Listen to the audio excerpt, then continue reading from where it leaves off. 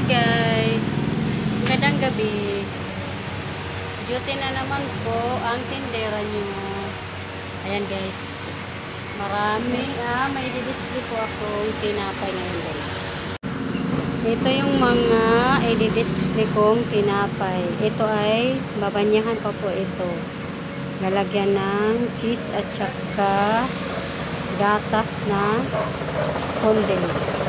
At saka ito ay babanyahan din ng powder sugar. Medyo mainit pa kasi siya guys. Kaya medyo maya-maya ko na siya babanyahan at i-display. Ito ang tawag dito ay coated. Tawag dito. Ito din, medyo mainit-init pa siya guys. Babanyahan din ito ng margarine at asukal. At meron din ang tawag dito, kalahi.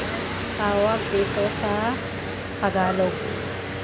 Ayan, i-display ko lang yan siya guys. Hindi na siya mainit. I-display ko na yan siya. Ayan lang guys yung mga i-display yung tinapay at babanyahan. Kaya lang guys, pinakita ko lang guys yung aking mga i-display yung tinapay. Yun lang yung mga gagawin ko ngayon.